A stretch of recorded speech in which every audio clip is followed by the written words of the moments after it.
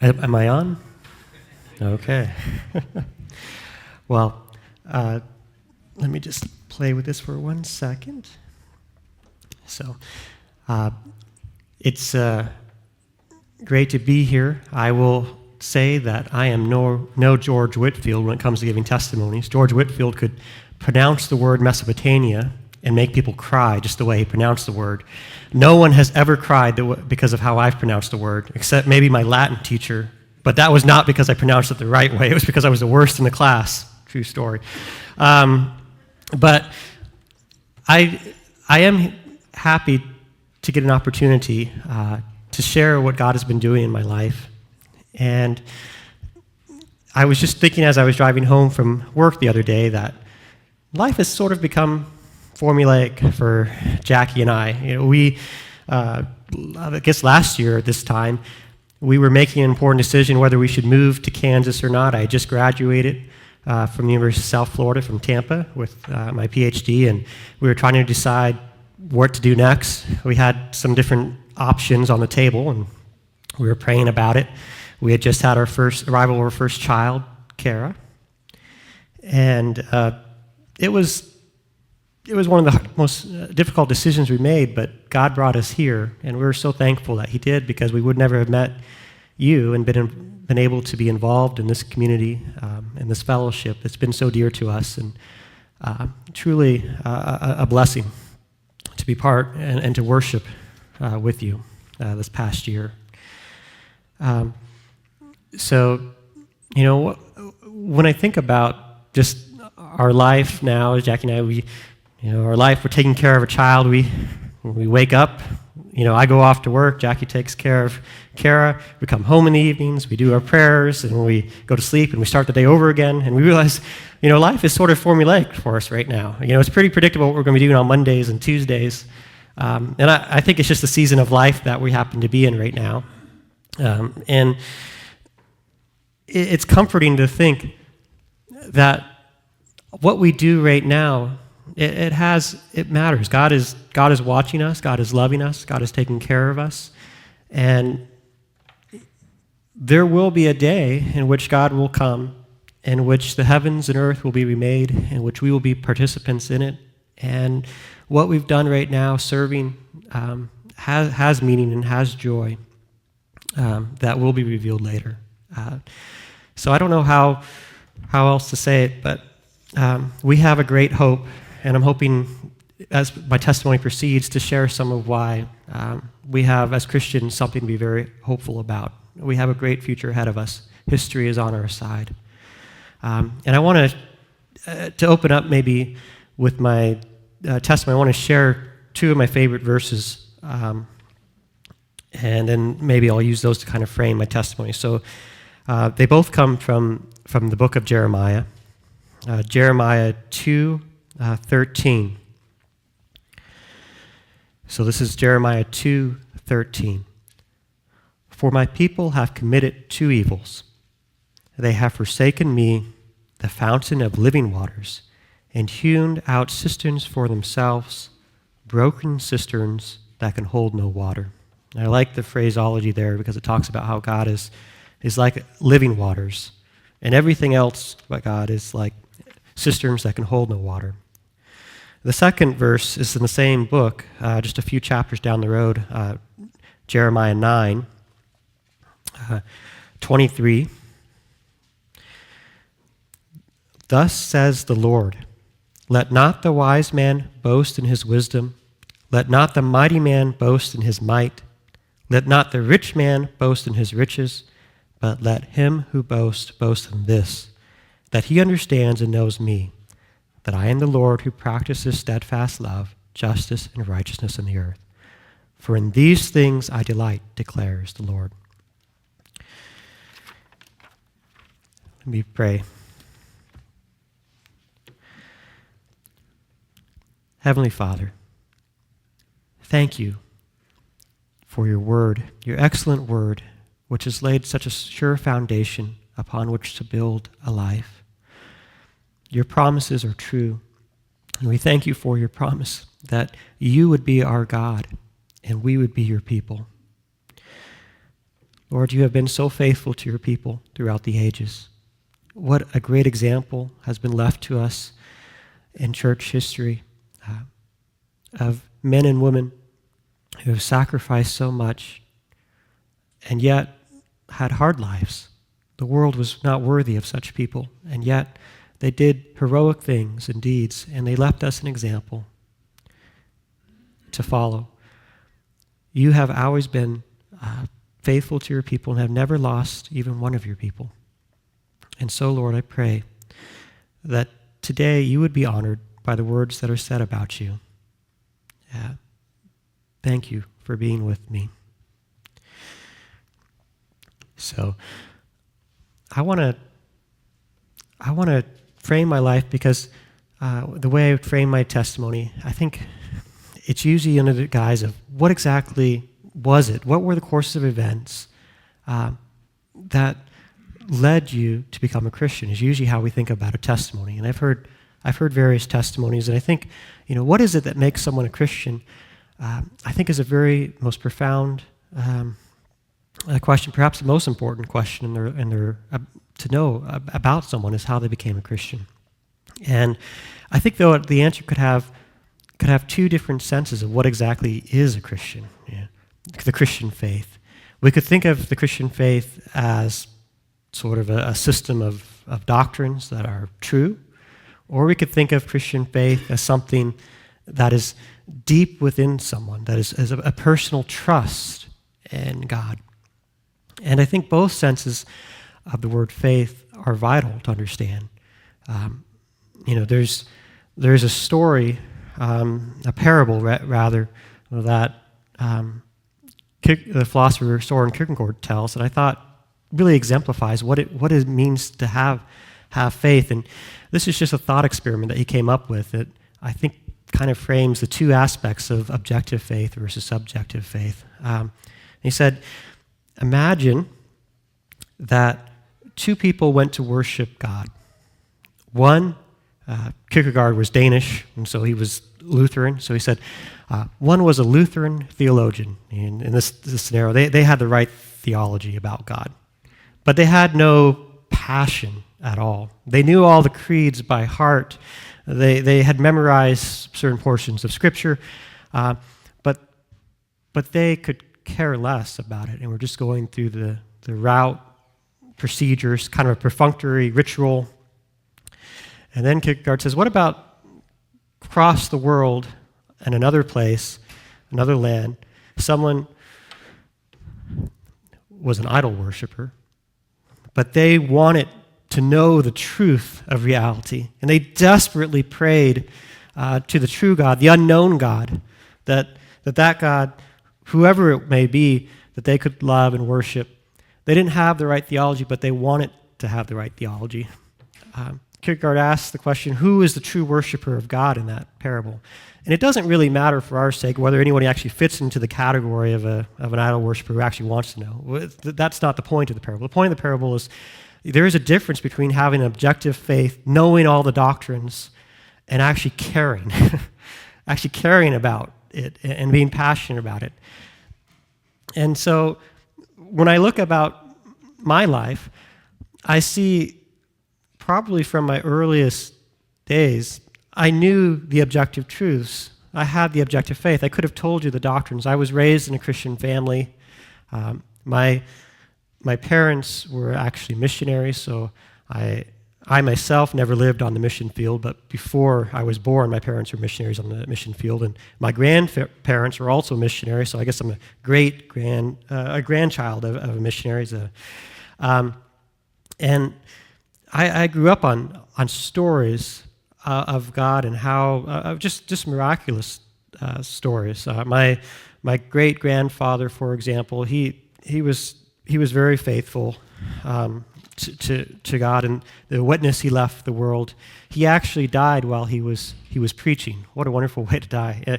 It was told, like I wasn't there, but it was told he was preaching. He was preaching. All of a sudden, he stopped, and he recited his favorite verse, 2 Corinthians 4:7. We hold this treasure in jars of clay, and then he died right there after saying that verse. my grandparents on my mother's side, they had been having very successful careers when they were newlyweds. Both of them had good jobs, high paying. They were about to purchase their first house when a missionary came on that Sunday to give a testimony to the church, and the missionary reported the work that was being done around the world, and he told them a tragic story about in a country called Ethiopia. Previous missionaries had gone to a tribe that no one had yet gone to and had shared the gospel with them. And unfortunately, it was not received well, and they were actually killed. And so there is a vacuum, and there is a need for missionaries to return to Ethiopia and visit these tribes. And my grandparents, they sat in church and felt convicted, but they didn't speak to each other. And so later that night, when they went to give prayers, they both independently had felt that they were being called to go, but were too afraid to talk to each other. And as they were about to say the prayers, my grandmother, she started crying. my grandfather said, "What's wrong?" And she said, "I feel like the Lord is telling us that we need to go to Africa." My grandfather said, "It's crazy, but God told me the same thing." And so, against all the odds, they quit their jobs and they left and were missionaries. And God truly prospered their ministry overseas, and there is stories of miracle after miracle that came back and that I was told about. It was I remember, although not to share all the stories, but just to give you a flavor of some of the stories that in my young childhood I would have grown up on. My grandfather said that there was a man named Sheikh Hussein who was an Islamic leader of a small community in Ethiopia, and he wanted to go visit this remote village and share the gospel with them. And he was told, "Don't do it." His name was George. That was my grandfather. "Don't do it, George. They will kill you."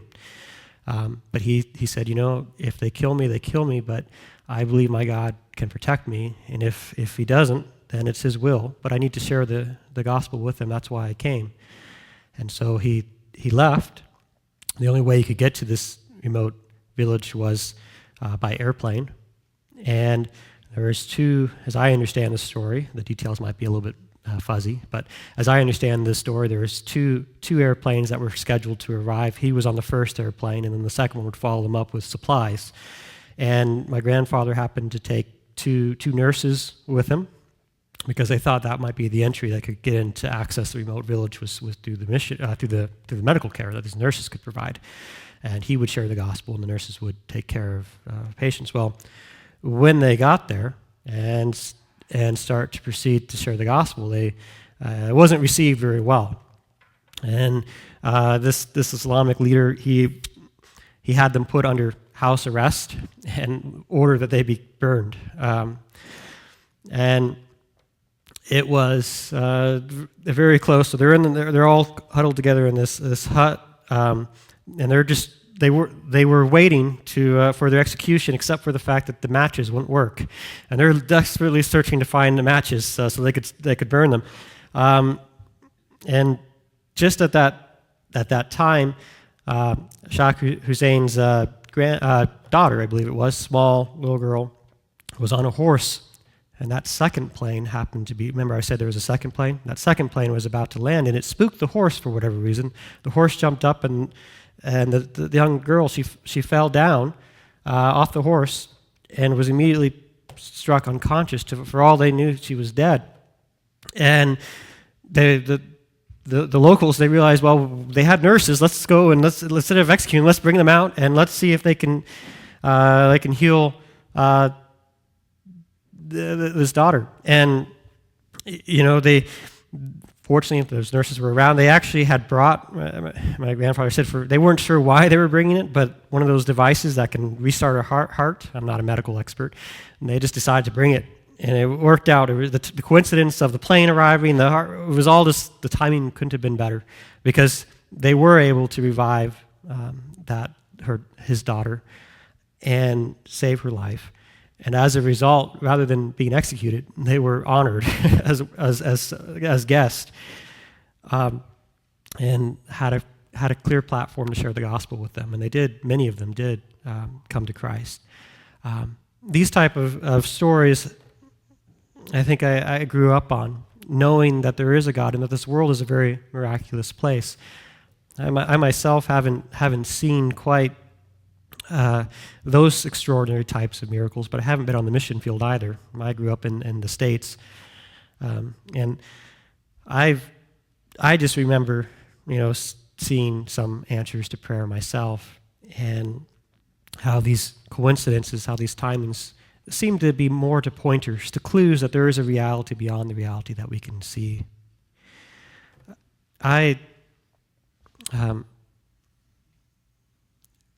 think as I've grown up, I can't help but think, what is the basis of our faith?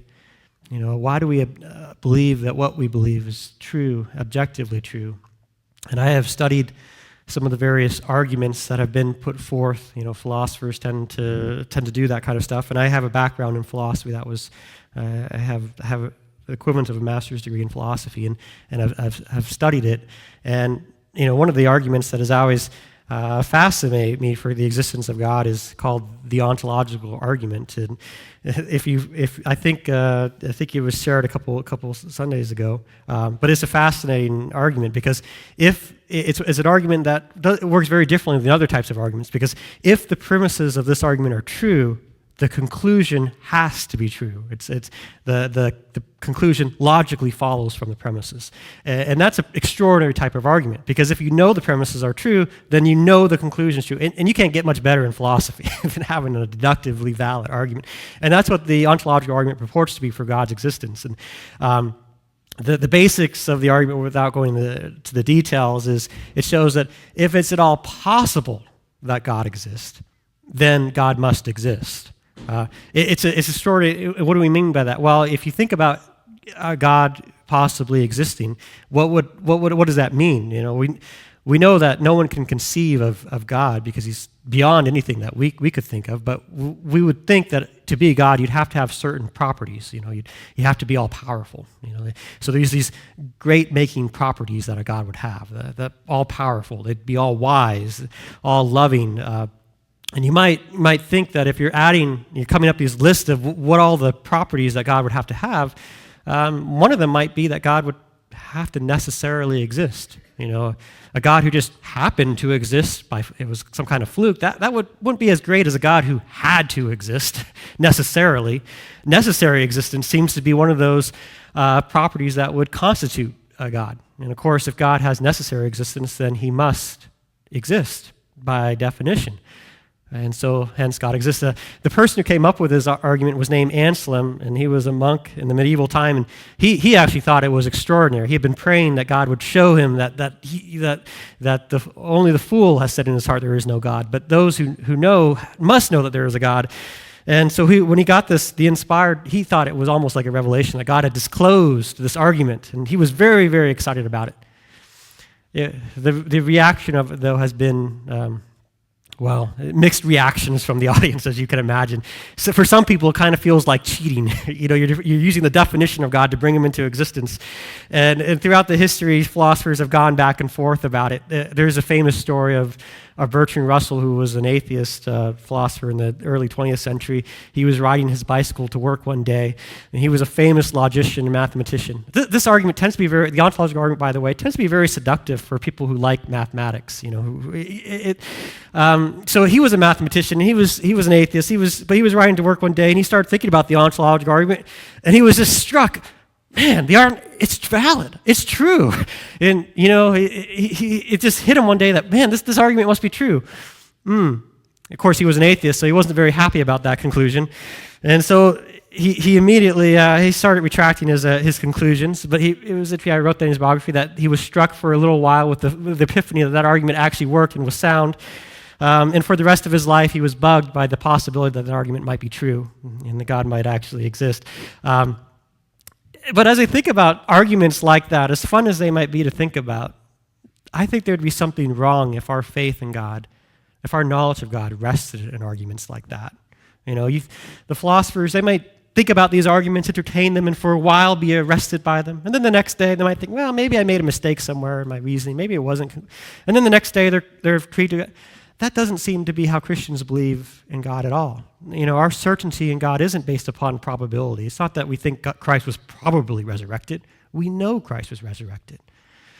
And I think our belief in God is so entwined and so deep inspired that I think God reveals himself in more ways than just philosophical argument. If it was a philosophical argument that was required to know God existed, then only maybe a tiny minority of philosophers who specialize in the technical details of logic could ever come to know God. I don't think God has left himself without witness like that. I think people like Calvin and Aquinas are right. I think God has imprinted a knowledge of himself onto the very human brain. We are hardwired to know that God exists. I think it's as natural to believe that God exists as it is to believe that there is a world outside of our own minds, that it's wrong, that the Holocaust was wrong, or or knowledge of math. I think any of those truths that are just fundamental to us, I think we just can't help but believe. So when I look up in the sky, and when I look at mountains, especially, that belief that there is a God, it just wells up inside of me, and I can't help it. That's the way God was created, and I think that's the way we all know him. That's why we can know with certainty that God is, because of how we were created. And arguments are nice. I think they can back up what we already know, but we're not dependent upon them. I love the analogy that C.S. Lewis uses with a fish. He says, suppose you were exploring another planet, space explorer, and you encountered this unexplored, uncharted planet before, and you found a skeleton of a fish-like creature. What could you conclude based upon that? You could conclude that there was water at one time on that planet, because a creature like a fish needs water to survive.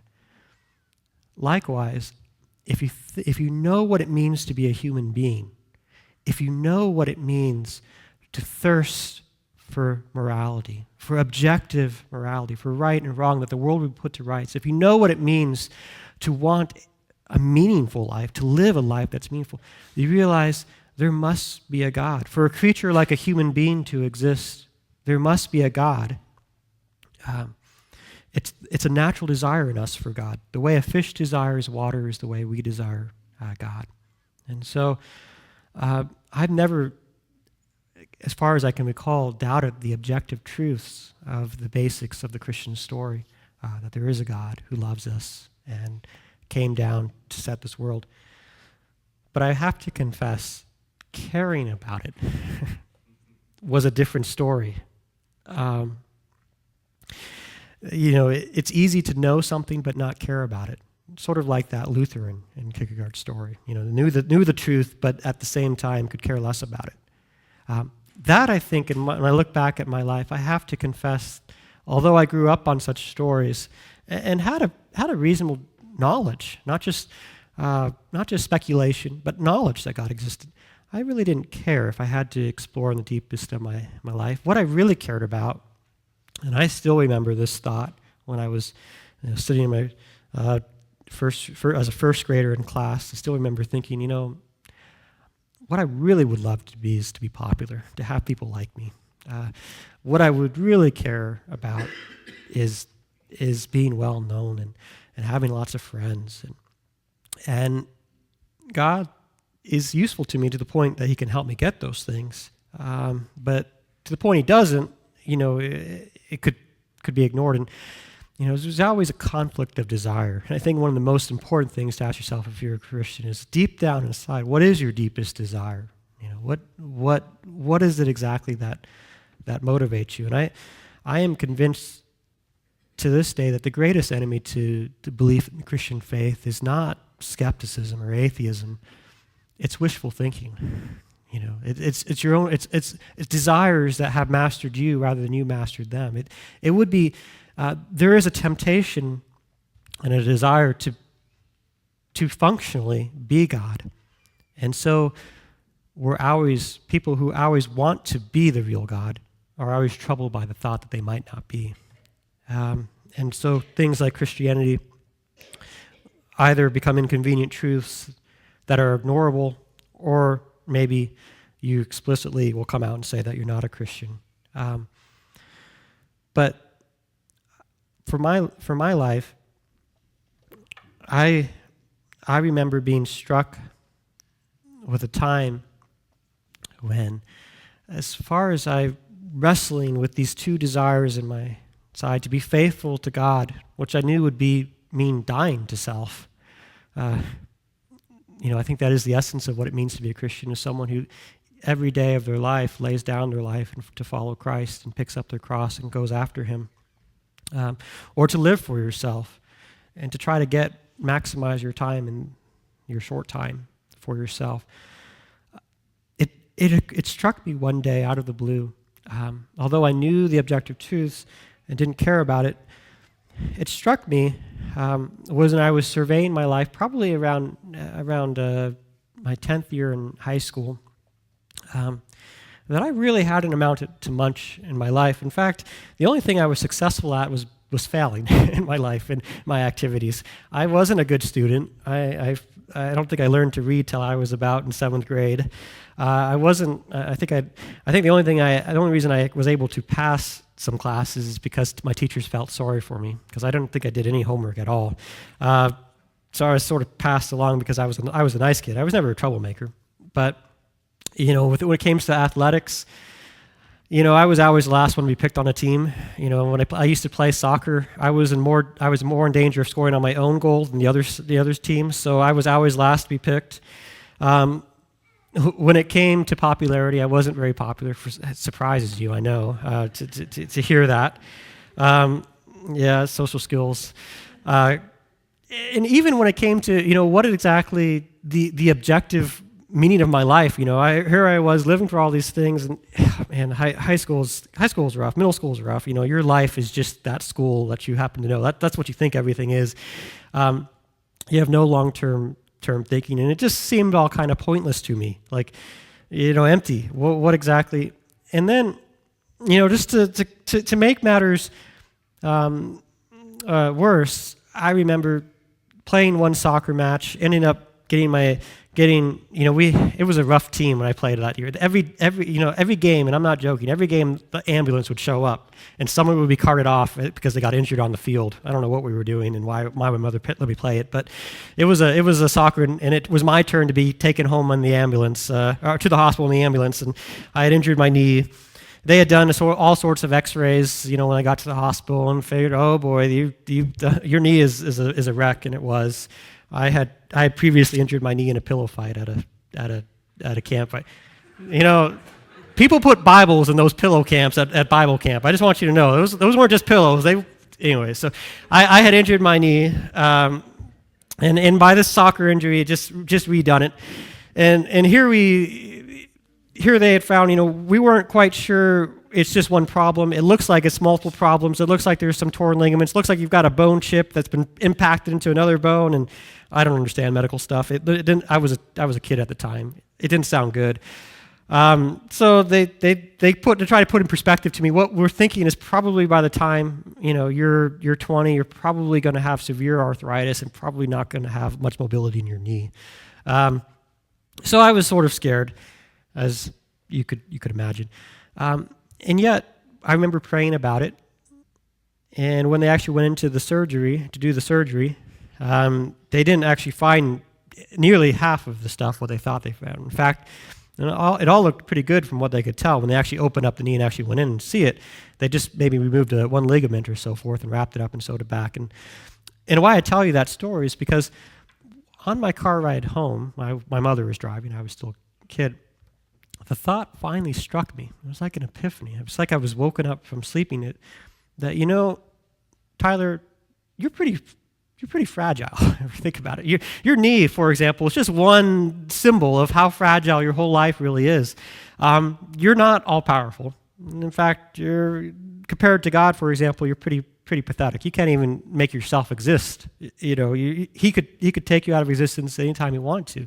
The only reason you exist is because you live and move and breathe in him. And you're not very wise, Tyler, in comparison to God. I mean, God, he created this world. He knows everything deeply. There's nothing that he doesn't know.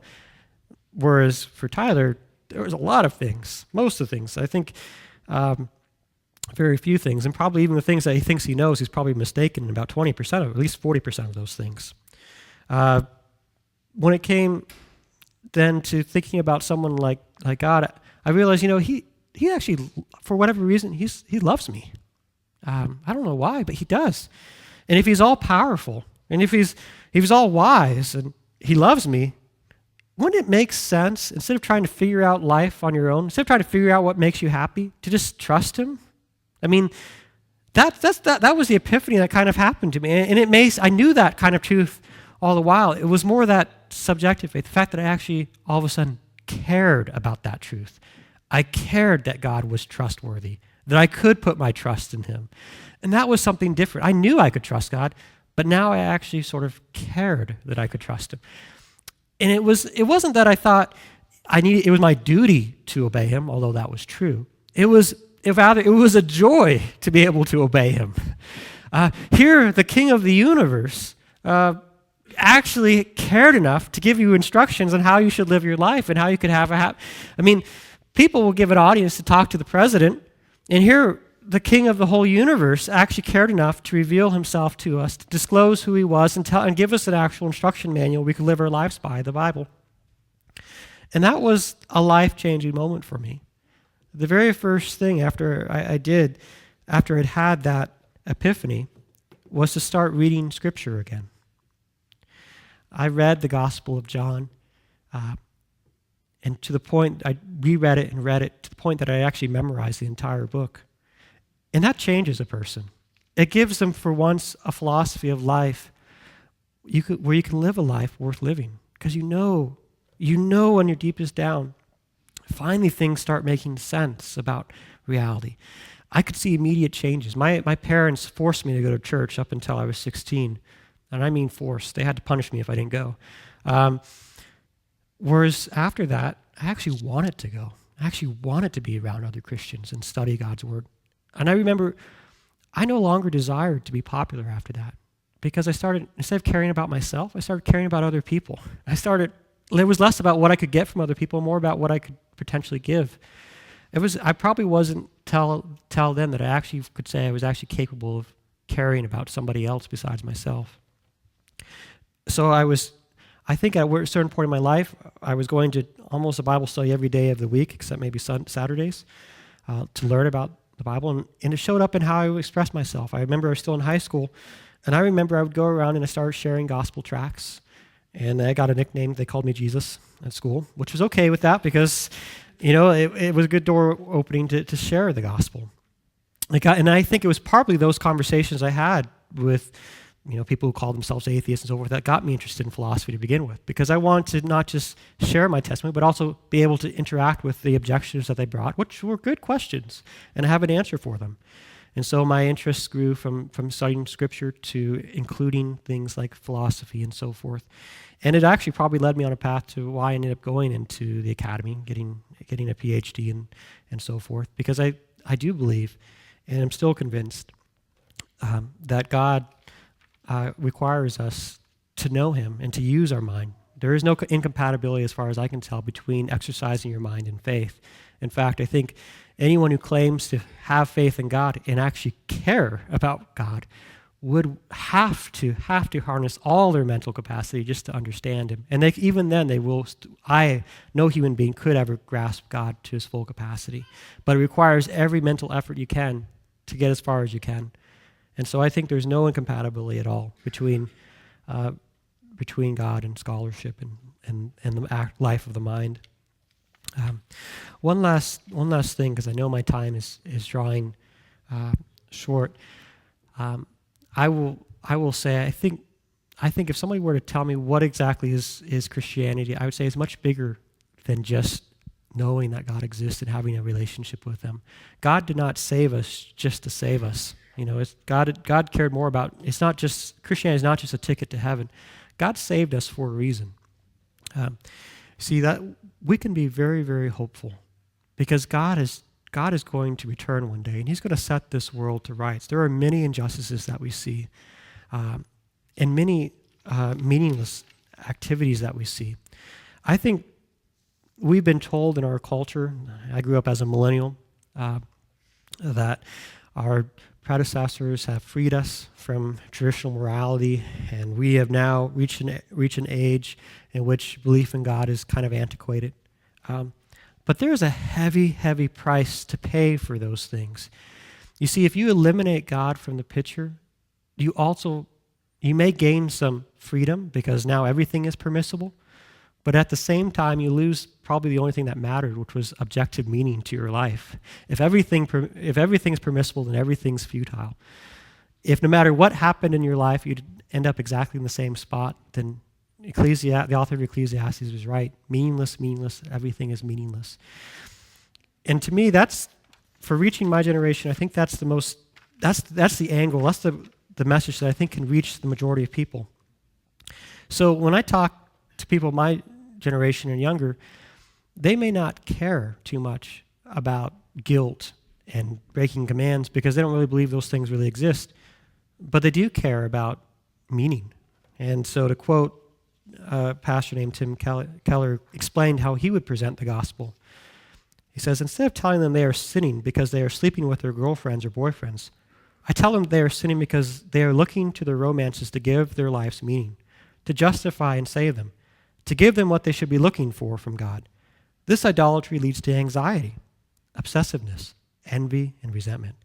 I have found that when you describe their lives in terms of idolatry, millennials, people do not give too much resistance. To them, Christ and his salvation can be presented not so much at this point, as much not so much about forgiveness, as much as about finding true freedom and meaning. And I think that's right, because I do think the importance of forgiveness is important, and it is essential. But I think if you want to have meaning in your life, there has to be a source of it, a transcendent source. And I think people, although they think themselves more free than anyone else because they now don't follow the rules, I don't think there are any rules, I think you'll find that they are the most enslaved of any generation before them and are desperately, desperately unhappy. And I think if they knew, like myself, that there is a reason to actually care, I think that their eyes would be open as much. And I think that's the message that we can share with them. And so, in closing, let not the rich man boast in his riches, or the wise man boast in his wisdom, or the strong man in his might. But let him who boast in this, that they know the Lord. Thank you very much.